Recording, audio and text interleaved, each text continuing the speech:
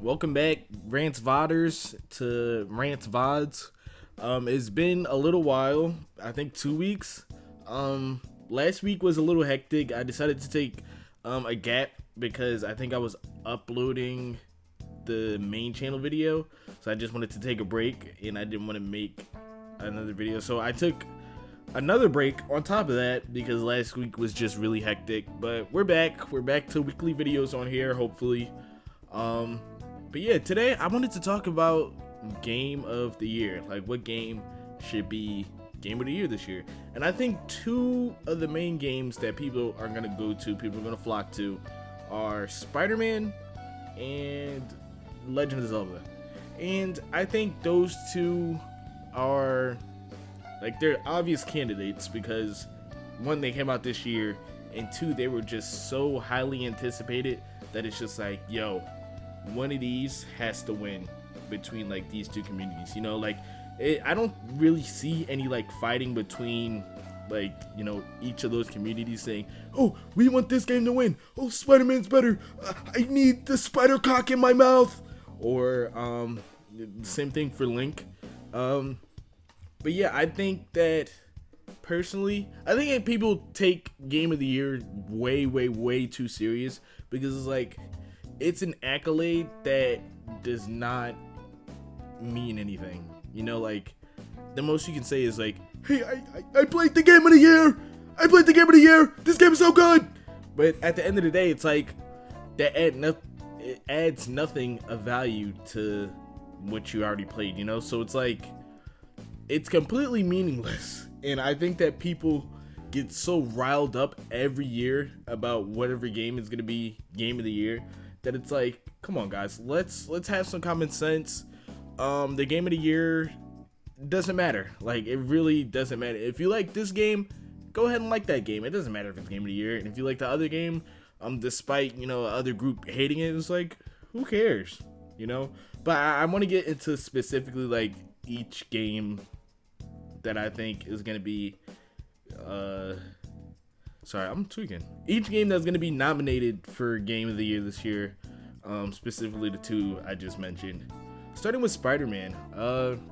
So I have, Demar says I have an Xbox 360. That is not true. I do have a very old Xbox One, and it's been an experience. I was able to watch Spider-Man. I was able to watch Demar play Spider-Man, and from what I saw, and from what I've played like a couple hours of Spider-Man 1. I watched somebody play through all of that, and then I played Spider-Man Miles Morales on my own. So like, I have somewhat of an idea of what is coming from Spider-Man. I'm not completely going in blind, you know? So and it is some things I'm not going to talk about because I haven't played the game. Like mechanics, for example. Like, I'm not gonna say, oh, the mechanics are so much better when I haven't even touched the game. I'm not gonna be able to touch the game anytime soon.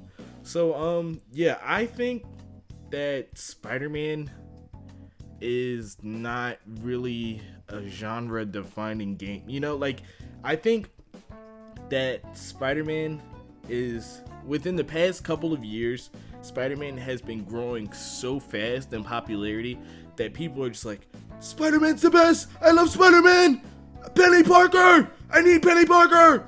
And it's like, I get it. I really like Spider-Man too. I think I've started liking Spider-Man since they introduced him into the MCU. And I was like, yo, Peter Parker's really cool.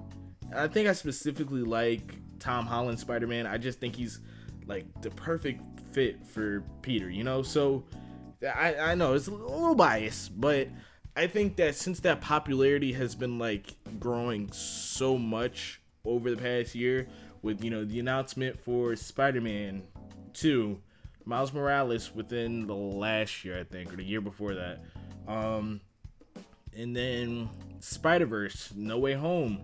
It's just been a lot of love for Spider-Man, and I'm not downplaying that. I think that Spider-Man does deserve this amount of, you know, fandom, this amount of praise. But at the same time, it's like, the game is almost nearly identical to what we've played twice already.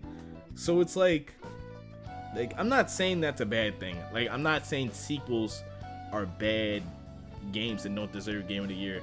But in this case, I think it's just a matter of like, okay, we've already experienced this game twice, like I said already. And of course, they added new mechanics that you can see. I'm sure the game runs a whole lot faster, but it's just like, I don't know. I really don't think a game like this deserves Game of the Year, because it's just like, it's not enough steps forward to consider it, oh, this is one of the best games ever. Like, when Spider-Man 1 came out, I understand why that was Game of the Year, because it was so new, so well done. It was to the point like, yo, this is probably one of the best Arkham type games out there probably to ever exist. And I think that Spider-Man 2 expands on that, but it doesn't expand enough to where it's like, okay, this is deserving of a completely new Game of the Year title, you know? So it's like the game was really good the first time it was done, but then I don't think enough was expanded on for it to be Game of the Year. You know, I feel like I clarified that enough. Like, it's still a cool, great looking game, but I just think it's not deserving a Game of the Year. Second thing, Zelda. I think Zelda has the same exact issue, because like, I've played Breath of the Wild, I played Tears of the Kingdom. Like, they are really, really good games. Like, I think that those are like some of the best games I've ever played. But the leap between Breath of the Wild and Tears of the Kingdom, it wasn't that great. You know, like, when I went into playing Breath of the Wild, I was like, yo, this game is mad hard. By the time I finished it, I was like, yo, I love this game. This was one of the best gaming experiences I've ever had in my life. And I feel like once you double dip on that, I feel like Spider-Man double dipped. It's like that magic that you had figuring out the game for the first time, you know, playing it for the first time, swinging as Spider-Man, picking up weapons as Link. It's like, it's not the same, you know? And it's like, you can feel, it's like, okay, it's more the same, and it's not a bad thing. It's like eating your favorite food for the first time, and it's like, yo, I love this, and then eating it again, it's like, okay, I still love it, but it's exactly the same as last time.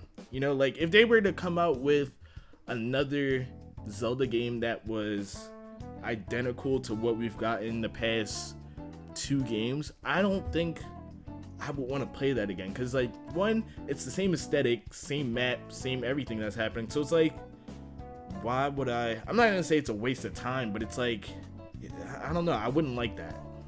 I think you can make an argument for both games where it's like, okay, this game expanded more than it needs to, because like, with Spider-Man, they added, you know, different parts of New York that you couldn't explore at one time in each game.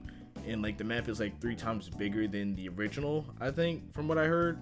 And with Zelda, they added, you know, Sky Islands and the depths, which was like, they kept the depths completely silent, like under wraps. And I think that was such a cool addition to the game.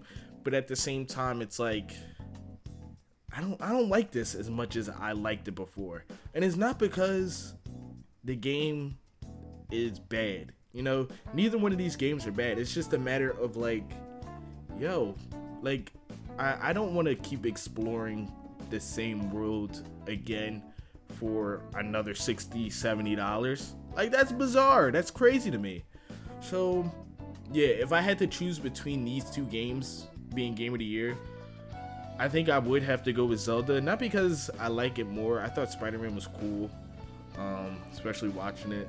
I think I like the story, the overall narrative of Zelda a lot more than Spider-Man. I feel like Spider-Man was just like, it was recreating something we already knew, and that's not bad. Like, that's not a bad thing to experience. I felt like people were really excited to see this story. People were really excited to play it, you know, all these twists and turns. But I feel like with Zelda, it was like, you're able to put yourself more in the shoes of Link, and I think that's a bit more engaging than, you know, you're playing as Peter Parker and Miles Morales.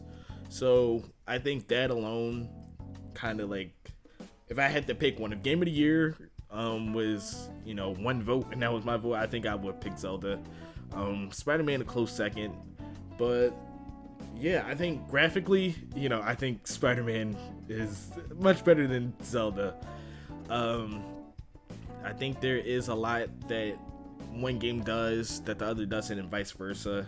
And like I said before, like, it's like, if you like one game, if you like Spider-Man, nothing I say in this video should be like, oh, well, now I gotta like Zelda, or, you know, now I should hate Zelda. If you enjoy a game, you should enjoy it how you want to, you know. And I feel like that's been like a common thread, like a parasocial kind of thing, where like you kind of tune in to your favorite tuber or your favorite, you know, influencer, sorry, and you just kind of want to hear them regurgitate whatever opinion you have. And like, I feel like that's been getting worse and worse throughout, you know, YouTube.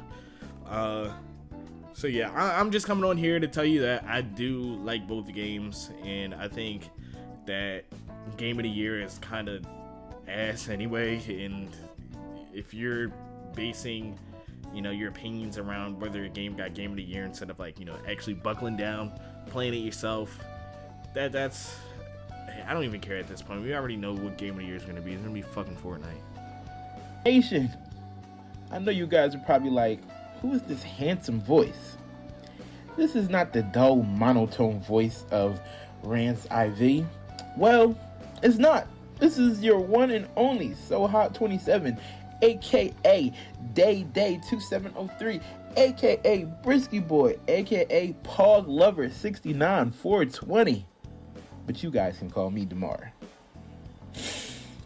I give this game a 9 out of 10. The story was predictable but good, as are all Spider-Man games. I'm taking away 1 point because of them damn lock extensions they put in Miles' head. It made no sense to show him with a fro in the first game, then in his game, crisp fade, and then in this new game, boom, lock extensions. Like, somebody saw Jimmy Butler, was like, yep, we need that. So whoever did that at Insomniac needs to be fired and receive 500 lashings. Don't care. 500 lashings immediately.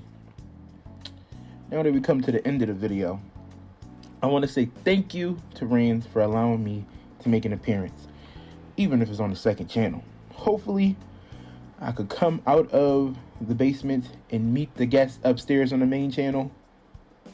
Hopefully, fingers crossed. I also wanted to say you're welcome to the Stagers for giving you top-of-the-line gameplay and the latest and next-gen consoleware with the good old P5.